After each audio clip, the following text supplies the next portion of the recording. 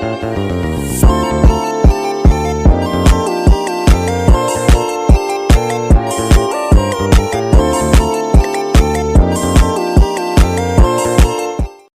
warahmatullahi wabarakatuh. Halo semuanya. Perkenalkan, nama aku Cantik Wulandari dari D4 Akuntansi Sektor Publik kelas 214. Hari ini aku akan membahas soal UTS pengantar praktikum akuntansi tahun 2023 ketika menjadi perusahaan dagang. Mau tahu bagaimana? Simak yuk. Oke teman-teman, seperti yang udah aku katakan sebelumnya bahwa hari ini aku akan membahas soal seperti di UTS tahun 2023 atau tahun lalu, yaitu tentang matkul PPA. Cuma bedanya di video kali ini aku akan pakai case perusahaan dagang yang ada di modul TM2, perusahaan UDBSM yang bulan Januari. Oke, for your information, jadi UTS PPA khususnya tahun kemarin itu bentuknya tuh kayak gini. Jadi dikasih soal, tapi sebelumnya kita akan disuruh ngisi identitas kita. Nah, jadi di tanggal dan bulan kelahiran ini yang bakal mempengaruhi nominal-nominal dari case tersebut yang bakal kita dapat. Jadi setiap bulan atau setiap beberapa bulan itu bakal beda nominal yang didapatnya. Nah, kita konsolidasi barulah keluar jumlah-jumlah yang bakal jadi perhitungan kita nantinya. Oke, terus nah untuk COA ini udah disediain, nanti kita nggak perlu bikin, dan buat jurnal juga formatnya udah ada petunjuknya kayak gini ya, tinggal diisi oleh kalian. Cuma nggak semua jurnal ataupun laporan itu udah dikasih formatnya. Ada beberapa yang harus kita bikin sendiri formatnya maupun rumus-rumusnya. Seperti ini kalau di perusahaan dagang kan emang nggak ada ya. Jadi di perusahaan jasa kan emang nggak ada. Jadi di perusahaan dagang yang baru aku bikin tuh buku besar, buku pembantu, ini aku bikin sendiri. Nah, neraca saldo ini juga udah otomatis dari sananya. Nah, laba rugi, perubahan modal, sama neraca ini cuma ada judulnya. Cuma ada ininya doang. Nah, nanti buat isinya ini kalian bakal bikin sendiri. Nanti akan aku kasih caranya versi aku, yang mungkin bisa jadi acuan kalian juga nanti. Oke, sama satu lagi, aku mau nambahin cara membuat tabel seperti ini. Jadi cara buat tabel di Excel ini tuh ada dua cara. Yang pertama bentukannya kayak gini, sama yang kedua tuh yang pakai format table dari Excel itu sendiri. Yang kayak kalau misalnya kita blok, terus kita pencet CTRL plus T. Nah, terus oke. Nah, yang kayak gini yang kolom-kolom. Tapi biasanya selama aku belajar akuntansi pakai Excel sih nggak pernah pakai kolom yang kayak gini ya. Karena yang pertama tuh kurang indah menurutku. Sama satu lagi dia tuh ada format di dalamnya gitu. Ini kayak kurang fleksibel aja dipakainya. Jadi biasanya makanya bentukannya kayak gini. Kalau menurutku. Nah, caranya gimana? Ini gampang. Tinggal kalian blok apa yang mau kalian jadiin tabel. Terus di home, bagian font, ini ada borders.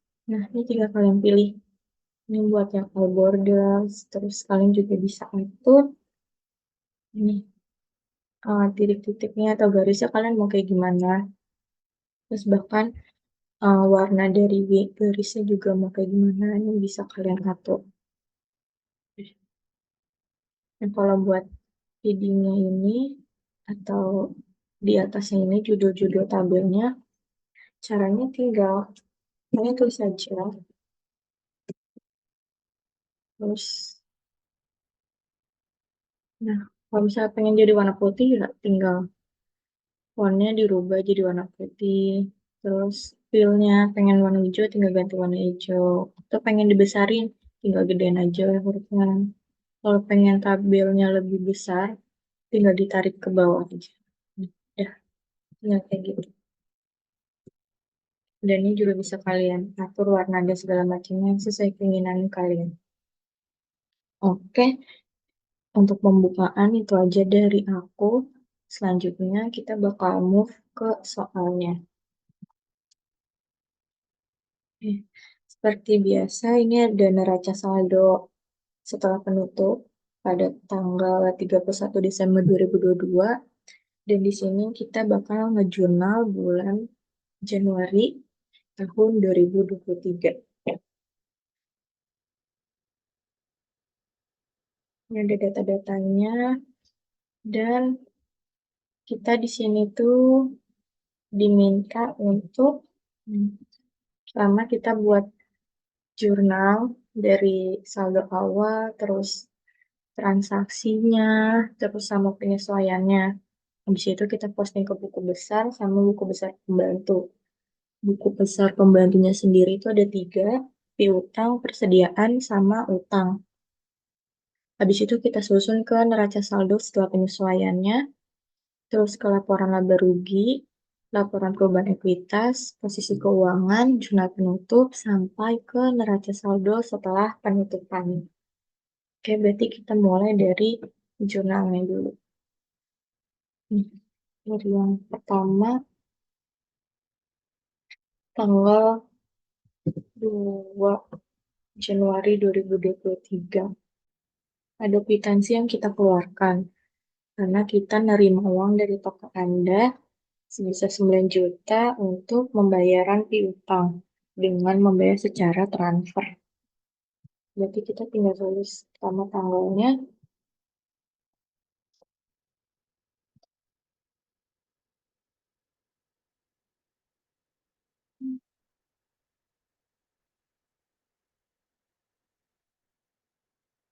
yang pertama tanggal 2 bulan 1 2023. Nah, tinggal kita pakai aja fitur yang udah disediain di Excel-nya, yaitu cash in bank terhadap receivable. Bentar. Oke, ini tadi masih putih. Oke. Kalau debitnya berarti sama 9 juta, kreditnya 9 juta. Nah, sama satu lagi, nah, ini tuh tanda buat kalian balance atau enggaknya. Jadi kalau misalnya di sini hijau, berarti tanda kalian balance. Kalau misalnya nanti kayak gini, tampilannya merah, berarti ini kalian selisih 18 juta atau enggak balance. Oh ya, ini 18 juta kalau di bawah mau komentar.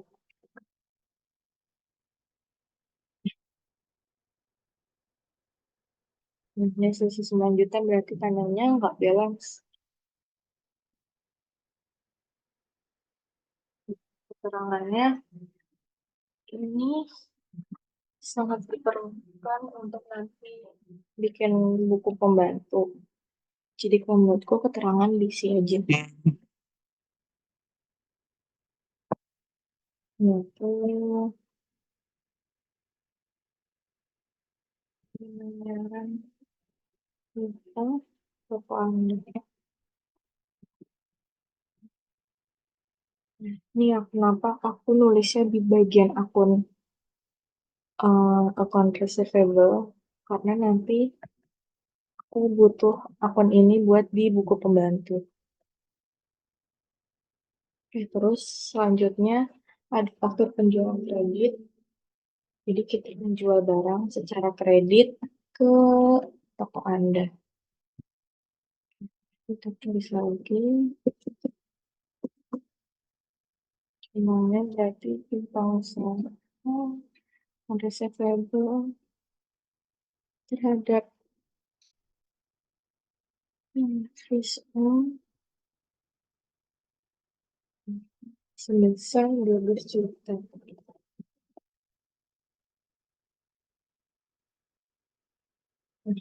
Ini ada tanggal Februari lagi, kita tulis lagi.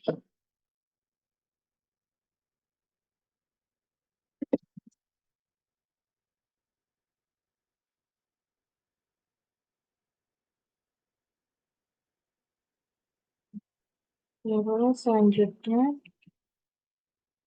nah, kan karena ini perusahaan dagang, jadi setiap adanya penjualan kita juga harus mengupdate HPP-nya atau COGS. Jadi karena di sini juga udah ada memonya, langsung kita upload aja di jurnal.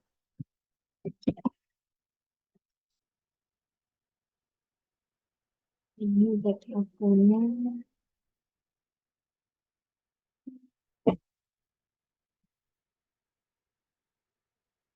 yes, setiap hari, sorry, kantoran,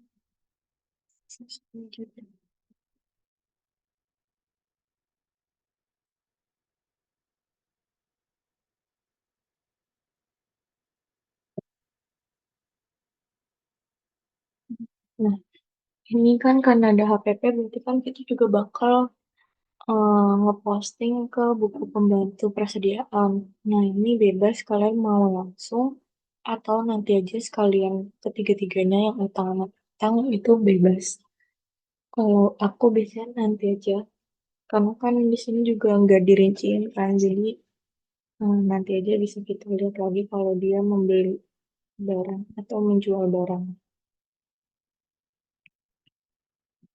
Terus selanjutnya tanggal 3, ini kita menerima pembayaran piutang lagi, tapi dari toko berkah. Nah, kalau misalnya udah ada akun yang sama, atau transaksi yang sama, tinggal di copy paste aja. 1 juta.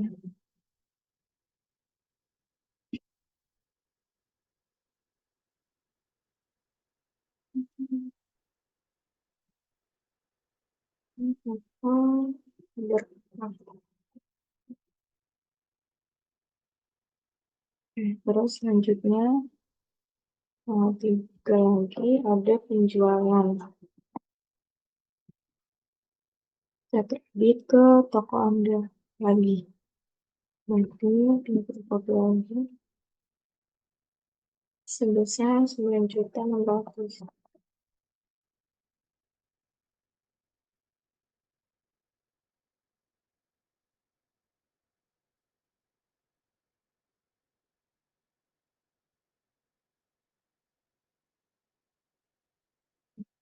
Terus bawahnya ini HPP-nya jangan lupa dicatat.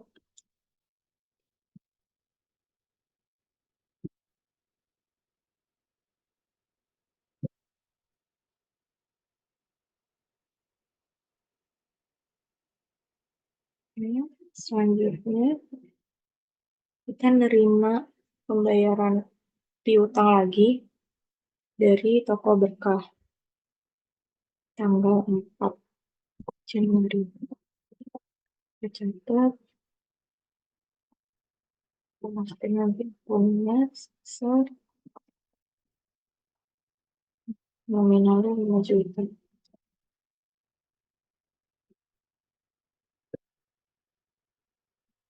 Terus selanjutnya kita menjual barang lagi secara kredit ke toko Anda. Ini tinggal di copy paste lagi aja. Kredit terhadap fees earn sebesar 7.200.000.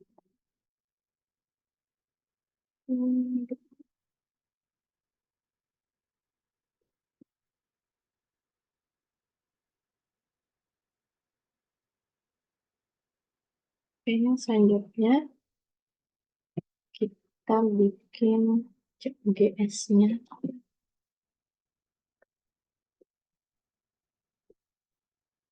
besar 6 juta.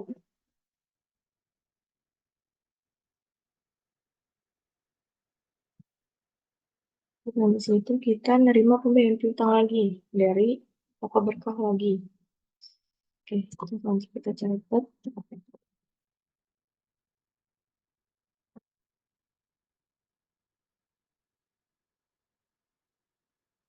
Nominalnya 3 juta.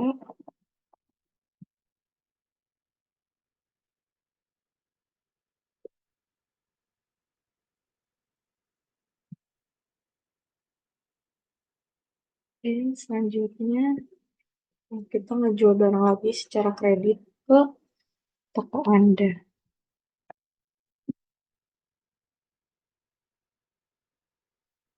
Bawahnya nih juga ada nama.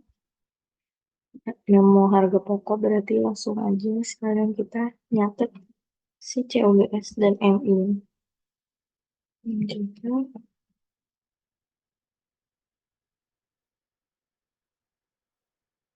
dan harga pokoknya 5 juta.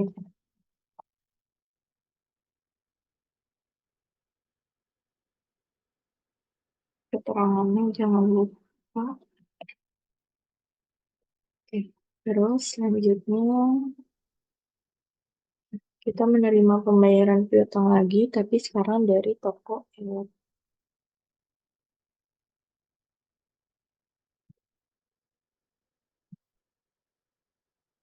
Bawahnya terlihat. Nah, selanjutnya kita nerima pembayaran secara. Nah, selanjutnya kita nerima piutang lagi nih dari toko Elot sebesar 1 juta. Jadi tinggal langsung saja tanggalnya, terus akunnya sebesar 1 juta.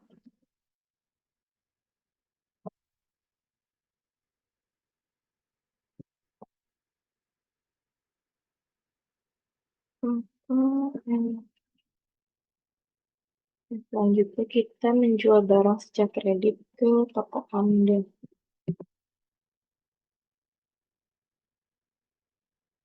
Masih tanggal ini, sekalian coba BSN ini lah. 3 juta 600.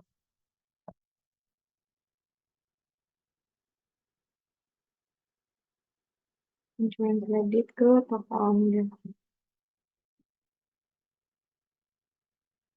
Nah, ini tadi HPP-nya sebesar 3 juta.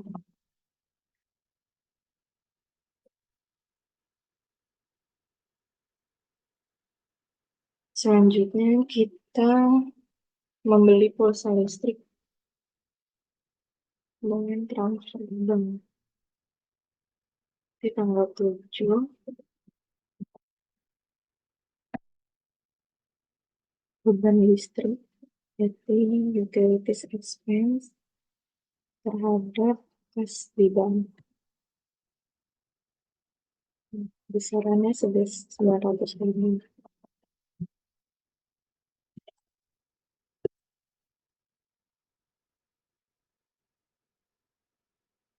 Oke, selanjutnya, nah, kita ada penjualan tetapi secara tunai. Tulis dulu tanggalnya, tanggal 8 bulan 1 2023.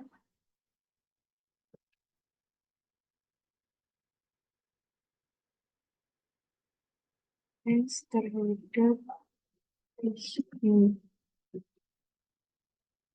sebesar 10.800.000.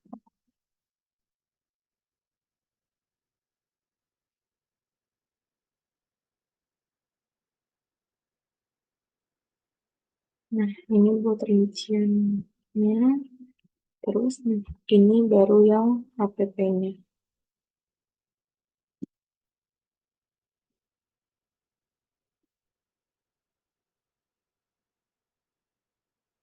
Sebesar 9 juta.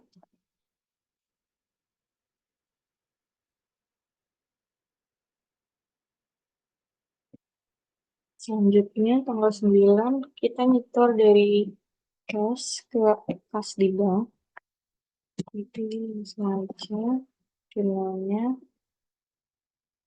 cash di bank terhadap cash saya 10.800.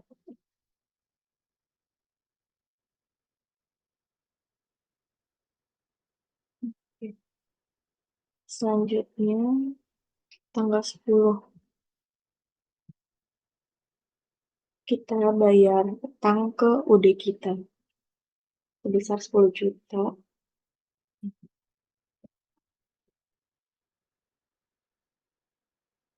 Berarti payable terhadap kas di bank sebesar 10 juta.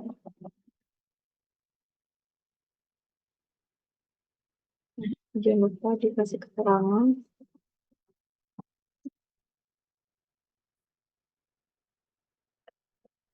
Terus selanjutnya tanggal 10 kita membeli barang dari UD kita secara kredit. Berarti kalau gitu akunnya merchandise inventory terhadap payable sebesar 15 juta.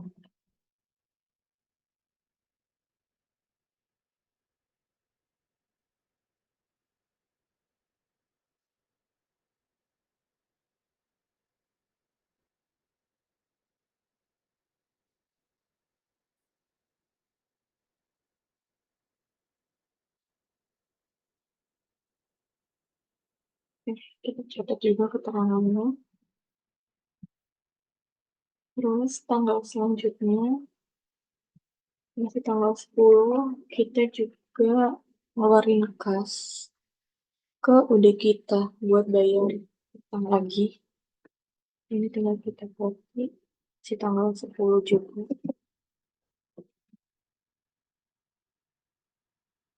sebesar 6 juta.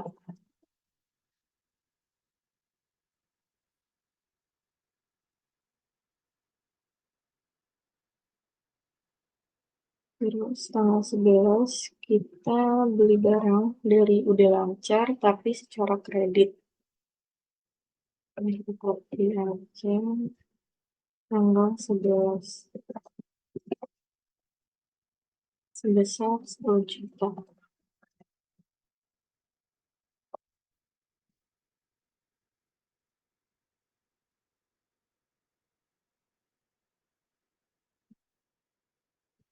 Lancar.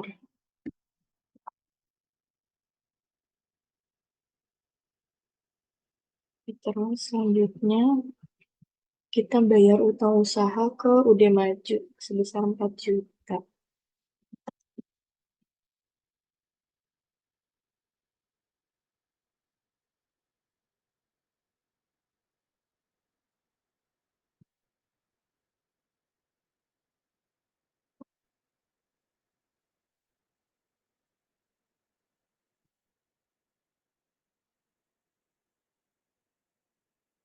Terus selanjutnya kita beli barang secara kredit di UD Maju si tanggal 12 juga. Itu langsung kita copy paste lagi sebesar 7 juta.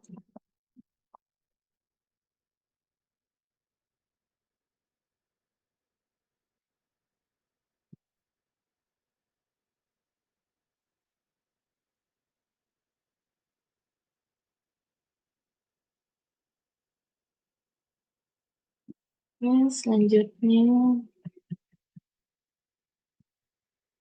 ya, kita menjual barang secara tunai hingga 31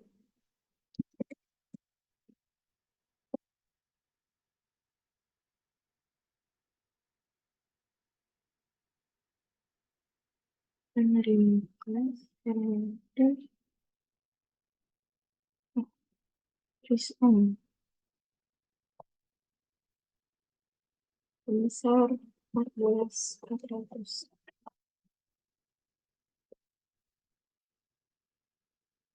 Nah, ini buat rinciannya. Terus kita mencatat PP-nya.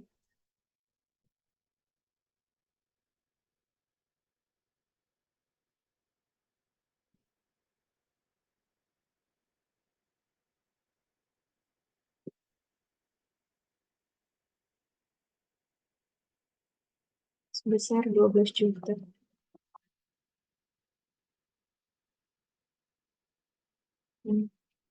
Selanjutnya tanggal 31 juga kita nyetor uang tunai ke bank.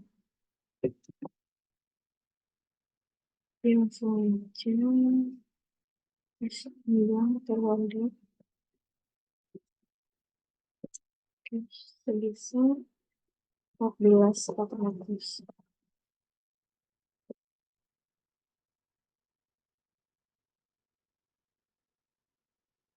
Selanjutnya kita membayar gaji karyawan sama bayar sewa.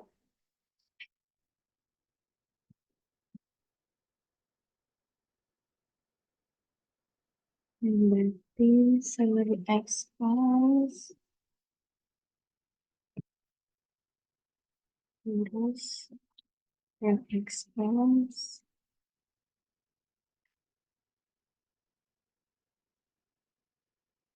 gaji 5 juta.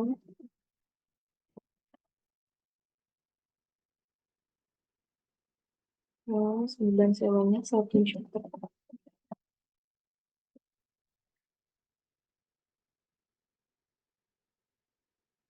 Selanjutnya ada beban penyusutan sama peralatan sama pengambilan pribadi oleh Afrin.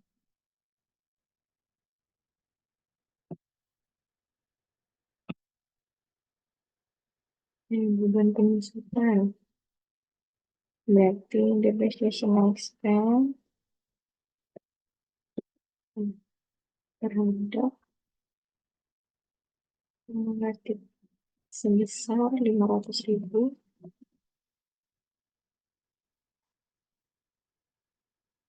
Selanjutnya pengambilan pribadinya 1 juta.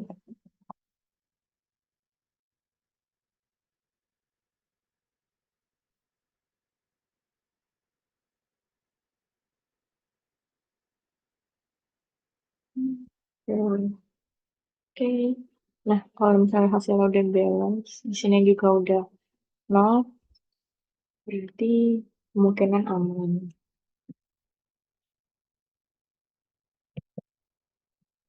Oke, bisa kita total, cara total bisa kita pakai rumus sum, langsung tarik, terus enter, dan untuk sampingnya bisa langsung aja ditarik. Dan biasanya kan kita kalau untuk mencatat jurnal tuh kredit pasti agak menjorok ke kanan ya. Tuh boleh kalau pengen tinggal diklik aja mana yang mau digeserin ke kanan. Terus nih di home bagian alignment di bawah ada AB ini di bawah ini.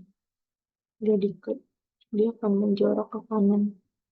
Nah ini tinggal kalian sesuaiin. Tapi kalau enggak juga harusnya nggak masalah sih.